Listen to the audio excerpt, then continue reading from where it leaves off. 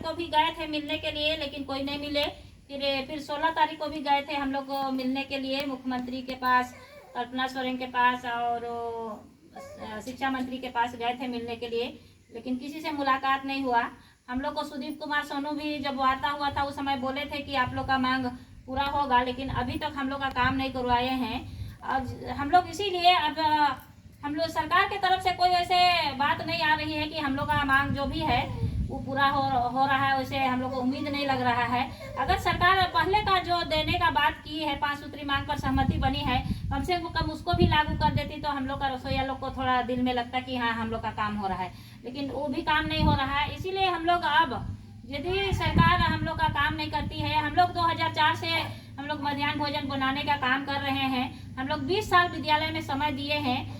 शुरुआत में हम लोग फ्री में काम किए 6 महीना तक, उसके बाद में हम लोग को 20 पैसा 25 पैसा प्रत्येक बच्चा मिलता था। कम से कम 50 रुपया 60 रुपया एक महीना में हम लोग कमाते थे। लेकिन एक उम्मीद से हम लोग काम करने लगे कि आज नहीं कल कोई अच्छी सरकार आएगी तो हम लोग का मांग पूरा करेगी। यही उम्मीद से हम लोग काम करने लगे और अभी तक हम लोग 20 साल हो गया अभी तक काम कर रहे हैं। और हम चाहते हैं कि सरकार कोई अच्छी सरकार आएगी तो हम लोग का मांग पूरा करेगी।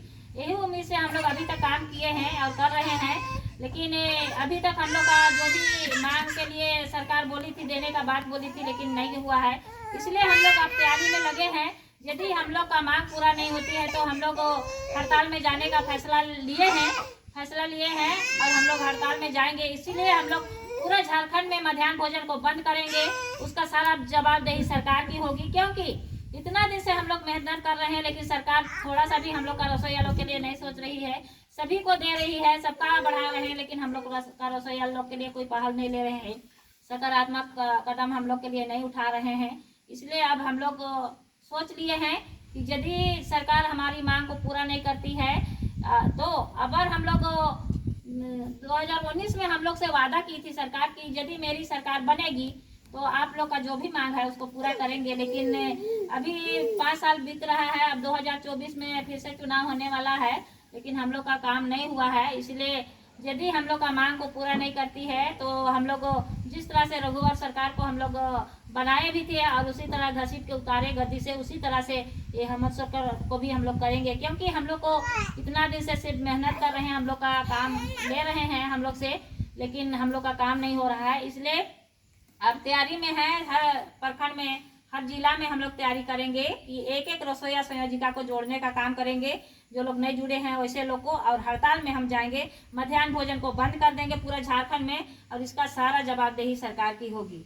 मैं चाहती हूँ कि हम लोग का जो भी मांग है उसको 2024 में जो चुनाव से पहले हम लोग का मांग पूरा कर देगी सरकार, तो हम लोग यही सरकार को हम लोग चाहेंगे कि यही सरकार को लाने का प्रयास करेंगे और लाएंगे।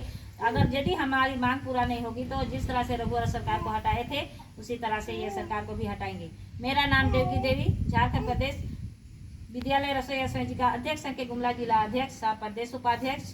मैं उम्मीद करती हूँ कि सरकार हमारी बातों को, हमारी जो भी मांग है उसको जरूर पूरा करेंगे। धन्यवाद। ठीक है दीदी।